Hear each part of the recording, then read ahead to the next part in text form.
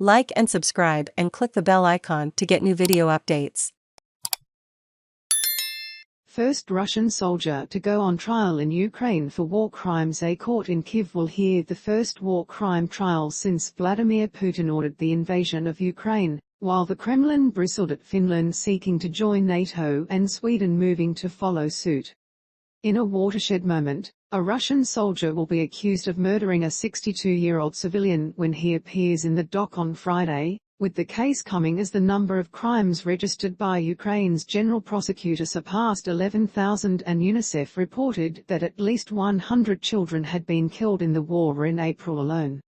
The defendant who will appear at Kyiv's district court is Vadim Shizaimarin, a 21-year-old commander of the Kantemarovskaya tank division, who is currently in Ukrainian custody.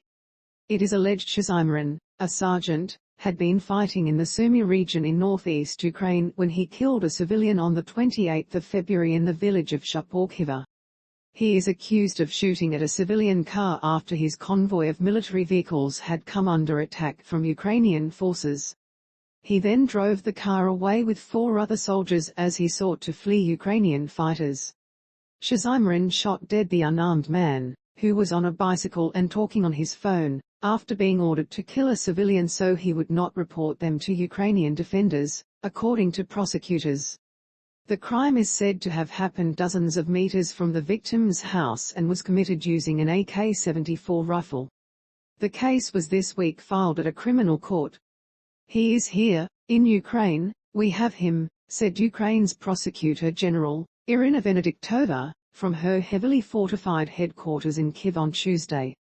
A spokesperson for the prosecutor's office said, "Prosecutors and investigators of the SBU, Ukrainian secret services have collected enough evidence of his involvement in violation of the laws and customs of war combined with premeditated murder. For these actions, he faces 10 to 15 years in prison or life in prison." 2 other cases are likely to be heard in court within days, including an in absentia trial of Mikhail Romanov, a Russian soldier accused of rape and murder. He is accused of breaking into a house in March in a village in the Brovsky region near Kyiv, murdering a man and then repeatedly raping his wife while threatening her and her underage child with violence and weapons.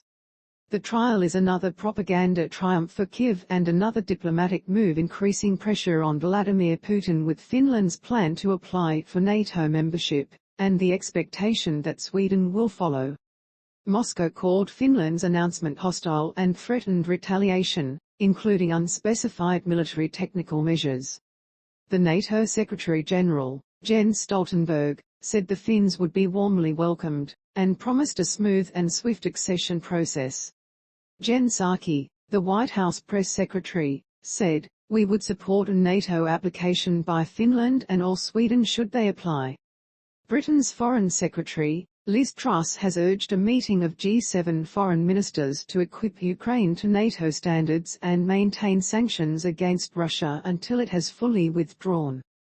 The BBC reported that Truss told the meeting in Germany, "Vladimir Putin is humiliating himself on the world stage.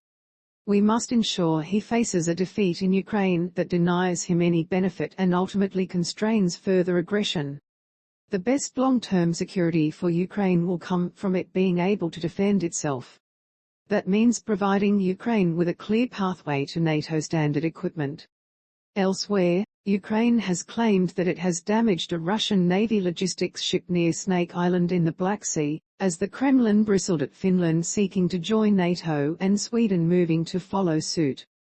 "Thanks to the actions of our naval seamen, the support vessel Vsevolod Bobrov caught fire. It is one of the newest in the Russian fleet," said Serhiy Brachuk, a spokesman for the Odessa Regional Military Administration. Satellite imagery provided by Maxar, a private US-based company, showed the aftermath of what it said were probable missile attacks on a Russian Cerner-class landing craft near the island, close to Ukraine's sea border with Romania. Maxar images also showed recent damage to buildings on the island. Russia's defense ministry did not immediately respond to a request for comment.